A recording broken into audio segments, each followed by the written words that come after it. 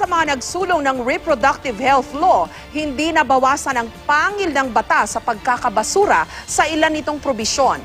Nananatili naman daw kasi ang mga pinakamahalal o pinakamahalagang parte ng batas, katulad ng pagbibigay ng libreng reproductive health services at pagtuturo ng reproductive health education sa mga pampublikong paaralan. May report si Jam Sisante.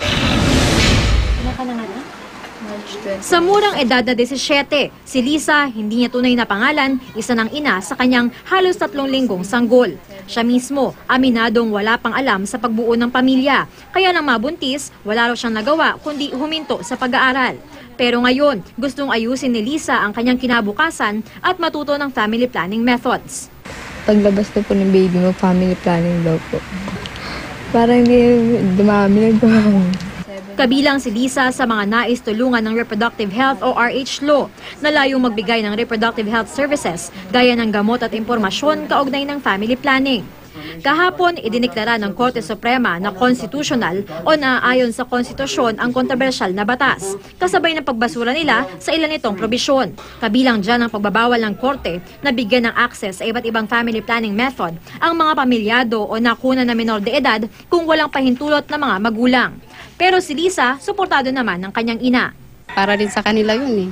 Mahirap kasi yung anak lang ng anak eh. Alam mo naman hirap ng buhay ngayon. Sa kabuuan, 8 probisyon sa RH Law ang ibinasura ng kataas-taasang hukuman. Bagay na ikinatuwa pa rin ng mga pro at maging ng anti-RH.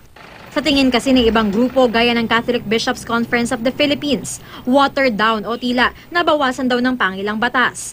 Pero ang mismong mga nagtulak sa pagpasa ng batas sa Kongreso hindi nababahala.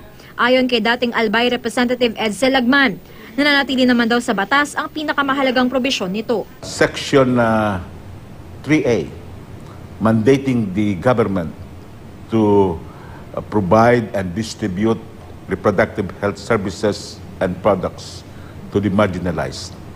It's there, and that is a very important provision because that will give full access to the marginalized women, couples, and parents. What are we saying that this is watered down? It's all there, it's intact. Si Senadora Pia Cayetano muling iginiit ang kahalagahan ng pagkakaroon ng RH education sa mga paaralan. Our children will be taught the importance of planning. Now again, wag naman ho ito lalagyan ng mali siya dahil ang importansya din nito is malalaman din how to protect themselves from sexual abuse, tuturuan din sila how to ensure that at the appropriate age, dahil ito po ay appropriate reproductive health education that is age appropriate, tuturuan din sila how to take care of themselves such that hindi rin sila nabubuntis. Pero sa tingin naman ni dating Senador Francisco Tatad na anti-RH, nang hihimasok sa pagniniig ng mag-asawa at pagbubuntis ang RH Law. Sinasabi ng ating saligang batas na ang Estado ang siyang mangangalaga sa buhay na mag-asawa ng nanay at saka sa buhay ng sanggol sa sinapupunan mula sa paglilihi. Kung ganun ang tungkulin ng pamahalaan, paanong naging tama na ang pamahalaan mismo ang magbibigay ng kontraseptibo para maiwasan ang paglilihi ng ina?